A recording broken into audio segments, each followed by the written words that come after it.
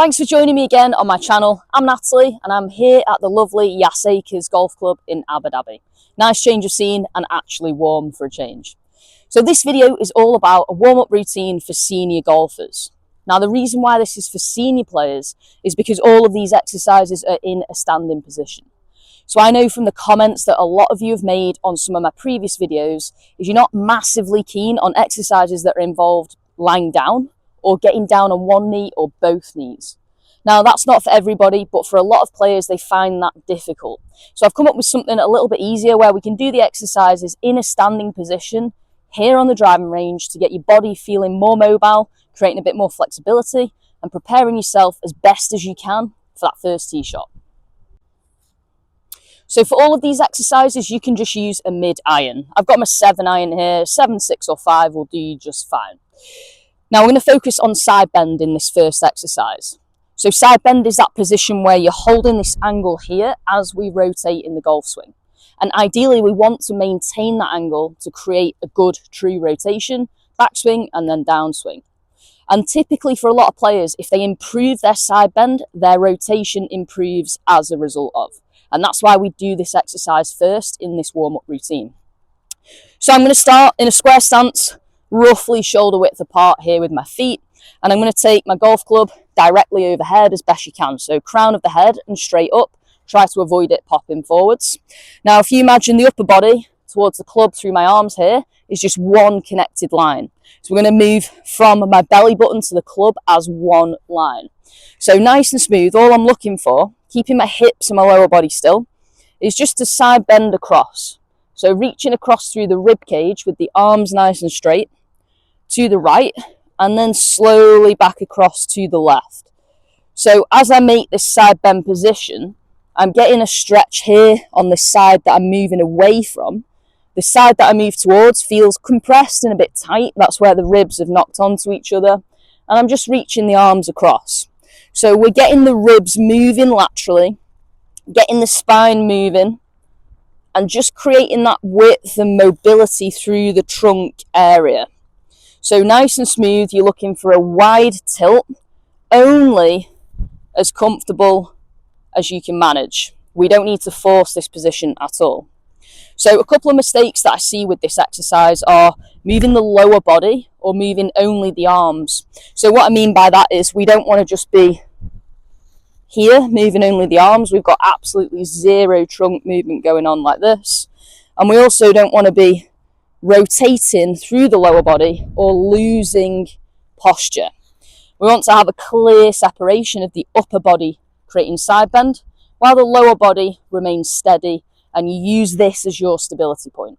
So for this exercise I'd be looking for something around about 5 to 10 each side, slow and controlled.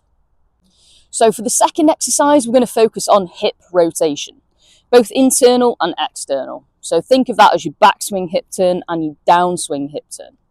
Now again, this is a really simple exercise, but it's one that's quite often done wrong. So for this, I'm going to use my golf club to lean on. This will help me maintain balance and keep my posture. So there's 2 positions you can use with your feet with this one.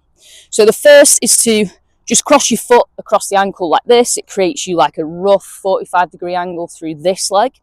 If that doesn't feel steady or you don't like that, you can hook the foot around the back so the toes connect to the ankle. And sometimes people find this a little bit more stable. Personally, I prefer this position, so I'm going to demonstrate in this position for you. So it's important to note with this exercise, we are working the standing leg. This hip here, not this leg. Ignore this leg, let it go along for the ride. It can do whatever it wants. It's this hip that we're focusing on. So you've probably seen this exercise before, and as a movement, all we're going to do is turn the hip towards the backswing like this. It won't go very far. You should feel it screw in the joint. Then you're going to rotate it towards the downswing like that. And as you create these rotations, I use this for balance, digging it in the ground. But nice and smooth, I should feel my whole leg rotating. So not just the hip, but the leg bones as well. And after a few reps, my glute and my hip should start to sort of ache a little bit in a nice way, like you know it's working. And this leg is out of the game here. This is doing nothing. It's just going along for the ride. The upper body can turn with you, and that will be dictated by where this hip goes. So a couple of things to note with this exercise. We are not working this leg. So I see a lot of people when they do this and they'll do that, and it's just momentum that's moving this hip. There's not really any rotation going on. Secondly, we see this movement or the hip turn itself going far too fast. So then we're just bypassing all the rotation and not actually getting any true mobility at the joint. Massive plane going overhead, sorry if you can see it and you can hear that. So we see this, and it just looks sloppy, it doesn't look controlled, it looks messy, and really that's just bypassing all of the turn at this hip here. So as best you can, you want to be just smoothly turning away. It will only go so far, there's not a massive range here, and then smoothly turning in to the point where you can control it, you can still talk, and it's nice and steady. Again, be looking for something around about 5 to 10 reps on each side. It's got to be quality, it's got to be controlled. The final exercise of this routine is just a simple step and a rotation of the upper body. Again, using my 7-iron, and then all I'm going to do for this one is I'll start square. I'm going to step forwards and just rotate across. So I'm using the upper body to turn. You can kind of let the hips go with you on this one. It doesn't have to be a perfect separation, but this is just about coordinating the feet and the upper body and just getting a little bit more movement. So I can alternate between left and right. So I'll step forwards on the left, rotate over towards that leg, come back to the middle, step forwards on my right, rotating towards my right hand side. Just nice and steady. So I'm creating that width through the upper body and the arms with some turn, and then creating a nice stable lower body here with this really high step or shallow lunge position.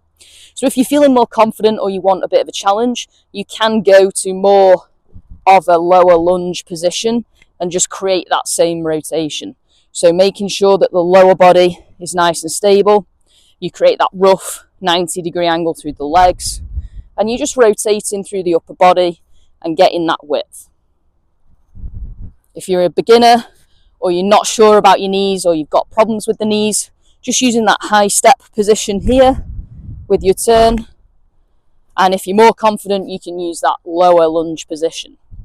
And again, with this exercise, what you've got to make sure is that you take the upper body and the arms as one. We don't want to create this step and then just only turn and break at the arms. We're looking to create that straightforward position and its width through the whole upper body and through the arms. So I didn't only turn here, I turned my whole body, so I'm facing across to the right hand side. For this one, I'd be looking for something about 6, 7, 8 reps on each leg, nice and smooth, and again, controlled. These exercises are all about quality, not quantity. It's about doing them well and getting the most from it, so you can feel at your best and prepared, ready for that first tee shot. So that was a simple warm-up routine for senior golfers.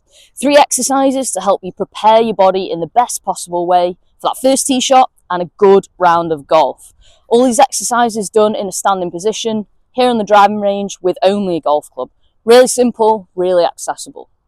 Thanks again for joining me on this video and on my channel. Hope you're enjoying this content and it's helping your golf game.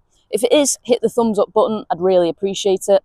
Share this channel with your friends, you never know, there might be some videos on here that they will enjoy as well. And I'll see you next time when sadly I'm back at home in the cold.